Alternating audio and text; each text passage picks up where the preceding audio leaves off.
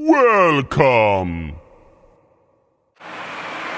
Oke, selamat pagi, kembali lagi dengan Pak Ustadz. Nah, kali ini saya akan review knalpot CBR RR lagi. Saya akan membandingkan knalpot R9 versi lama dengan yang versi baru. Perbedaannya di mana aja? Nanti kita bandingkan. Nah, oke. Kali ini yang akan saya review adalah knalpot R9 H2 titanium end cap karbon di CBR RR ya. Nah, ini knalpot ini saya kategorikan dalam R9 yang kondisi baru. Jadi bukan kondisi yang lama. Maksudnya itu seri pembuatan baru. Seri pembuatan baru itu dimulai di tahun 2014, sekitar tahun 2013-2014 itu ininya baru. Nah, ini saya ada knalpot Motegi titanium juga. Ini yang versi lama. Ini di CBR 250 yang single cylinder. Nah, pertama kita tes dari silencernya dulu. Ininya apa, bedanya apa itu. Kemudian nanti tes ke suara. Oke, yang pertama kita bahas adalah yang versi terbaru dulu ya. Untuk R9 yang seri terbaru dimulai di tahun 2004 ke atas. Perbedaan yang paling mencolok adalah pada diameter inlet. Jadi di inlet sini dan headernya itu beda. Untuk di inlet yang baru, dia diameternya adalah 51 kurang ya tepatnya. Sebenarnya yang setahu saya itu ininya itu 50. Ini kalau tadi saya ukur itu di 50 setengah. Bisa kelihatan nggak 50 setengah. Sedangkan untuk yang versi lama dia itu lebih lebar 1 mili. Jadi kenapa kok yang lama itu dia di angka 51? Karena zaman dulu itu ya, zaman tahun 2010, 2011 dan tahun-tahun sebelumnya itu knalpot pada dasarnya itu universal. Jadi misalkan kamu beli headernya punya R9, itu bisa dikasih pakai silencernya Akrapovic atau silencer dari merek-merek lain seperti Prospeed, Scorpion dan lain sebagainya. Nah, di zaman dulu itu juga R9 itu malah justru banyak yang beli di headernya aja. Jadi kebanyakan itu mereka beli header, kemudian untuk selanjutnya itu mereka cuma beli silencernya aja. Jadi sering terjadi mix ya. Mereka beli knalpot R9 dulu full system, kemudian selanjutnya mereka cuma beli silencer. Karena di zaman dulu setahu saya untuk knalpot branded yang impor itu memang dia hanya ada pada silencer aja. Jadi datangnya itu cuma silencer aja, nggak pakai ini, nggak pakai header gitu. Nah, ini terjadi saya ngalami di Ninja 250 zaman dulu itu, dan hampir keseluruhan kayak distandarisasi bahwa inlet dari mufflernya itu adalah 51 mili ya. Nah, oke, kita lanjut. Untuk yang hal kedua adalah untuk versi yang baru ini, R9 H2 titanium ini full titanium ya. Materialnya ini yang saya pegang ini titanium. Jadi dari material silencer dan header itu materialnya sama, menggunakan titanium. Kemudian mereka ngasih aksen karbon di ujungnya. Ini aksen karbon. Ini karbonnya di ujungnya ya. Nah, itu.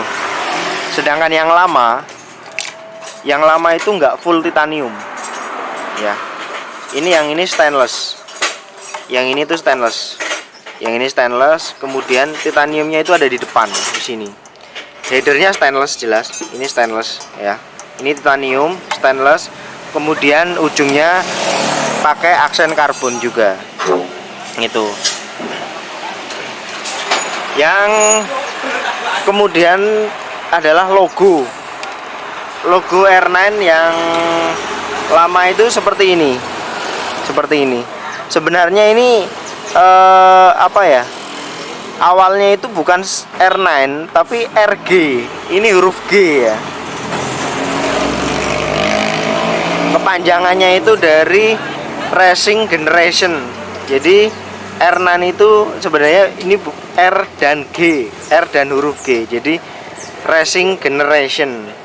Kemudian untuk yang lama itu dia udah nggak pakai emblem tempel seperti ini, tapi menggunakan laser cut. Ini dia pakai laser, di laser gitu, jadi nggak bisa lepas ataupun ini dilakukan oleh pabrikan karena semakin banyak R9 KW dan logo ini tuh gampang banget apa ya, dipalsukan gitu, dan orang nggak tahu gitu.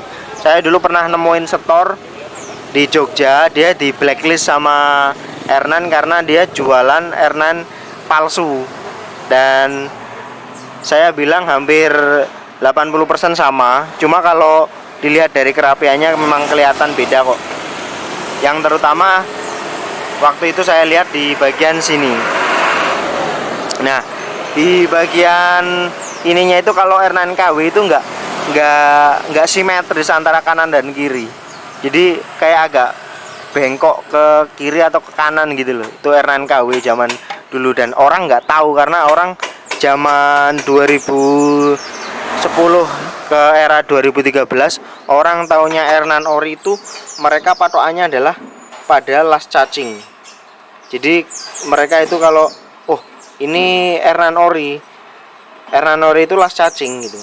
Zaman dulu itu R9 last charging itu belum populer. Jadi patokan dari para pembeli, para buyer itu kalau last charging berarti ori, walaupun sebenarnya mereka tertipu ya, karena ternyata di tahun 2013 itu header charging itu udah mulai berkeliaran, yang dari Purbalingga itu udah mulai berkeliaran, jadi banyak sekali orang yang tertipu.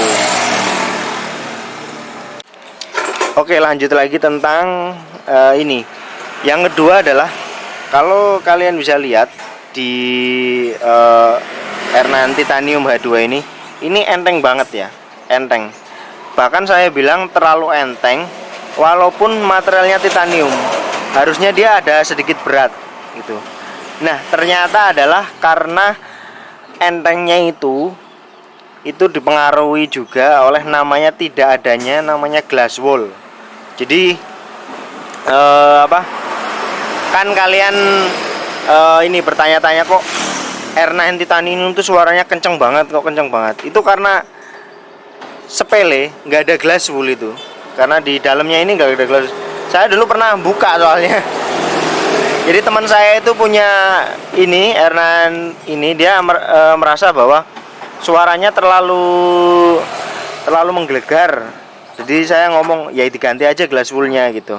Nah, kemudian dia datanglah ke tukang knalpot. Setelah dibuka, jadi pin rivet ini dibuka, ternyata dalamnya itu nggak ada glass woolnya. Memang ada sarangan di dalam, kelihatan ada sarangan, cuma sebenarnya nggak ada glass wool sama sekali gitu. Itu yang bikin kenapa knalpot ini suaranya bacot banget, kenceng banget. Untuk yang lama itu lebih berat, selain karena materialnya ini nggak full titanium, yang kedua adalah karena dia ada glass woolnya. Di dalamnya ini ada glass woolnya, dan untuk mengisi satu silencer kayak gini paling nggak butuh 5 packing dari glass wool yang bisa bener-bener full gitu ya. Tapi biasanya orang cuma ngisi setengahnya, jadi cuma 3 pack atau 2 pack gitu, nggak sampai full. Itu yang bikin knalpot ini lebih berat ya. Oke, itu aja soal antara perbedaan yang lama dan yang baru.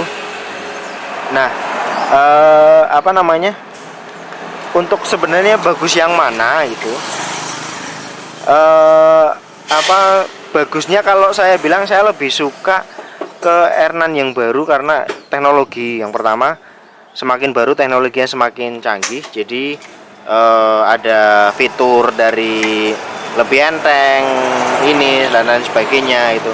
Dan dia bisa bikin headernya itu sangat-sangat tipis. Sedangkan untuk R9 lama itu ininya masih tebel. Walaupun sama-sama stainless, itu beratnya tetap lebih berat R9 yang lama itu. Oke, itu dulu. Oke, nah sekarang kita lanjut ke tes soundnya ya. Tes soundnya seperti apa? Tadi kan kita udah review dari material dan semuanya, kemudian perbedaannya di mana. Nah, ini kita tes di suara.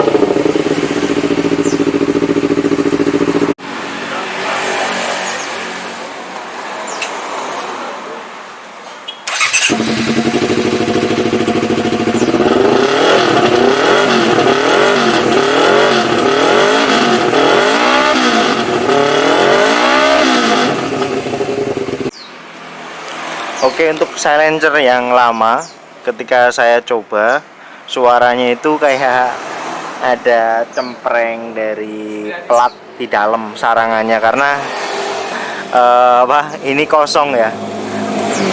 Jadi ini glass woolnya habis, tapi suaranya tetap nggak bakal lebih kencang daripada knalpot titanium yang H2 ini. Kalau kalian nggak percaya ini kosong, bisa diketok suaranya. Ini ya, nggak ada isinya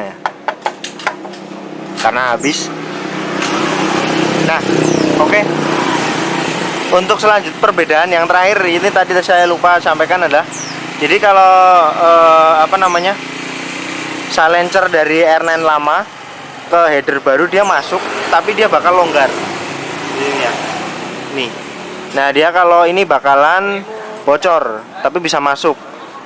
Kebalikannya, kalau silencernya yang ini masuk ke header yang lama, itu dia nggak bisa karena kekecilan. Perbedaannya memang cuma sekitar 1 mili. Tapi untuk di motor-motor 150 itu dia malah lebih kecil 2 mili, jadi nggak bisa masuk. Jadi di sini di R9 yang baru itu kayak pabrikan itu semacam membuat kalau header dan ininya itu nggak bisa saling tukar baik dari generasi maupun dari merek yang lain. Kalau knalpot yang lain kan misalkan kayak WRX, CLD, RX8, Proliner, itu mereka bisa saling tukar karena inlet di headernya itu ukurannya sama semua. Jadi misalkan headernya Proliner ini WRX, header WRX isinya CLD atau apa, itu bisa saling tukar. Tapi untuk R9 itu nggak bisa saling tukar. Oke. Oke, jadi demikian review dan perbedaan mencolok dari R9 versi lama, baik dari suara, kemudian dari perbedaan-perbedaan yang sudah saya jelaskan tadi. Nah, kesimpulannya adalah R9 itu merupakan knalpot premium di Indonesia ya, yang asli Indonesia itu, yang awal-awal itu R9 itu salah satunya itu. Nah, sebelum muncul knalpot premium yang lain seperti WRX, CLD, RX8 dan lain sebagainya, itu kan mereka nyusul. Nah, dari sini sebenarnya R9 itu dia memang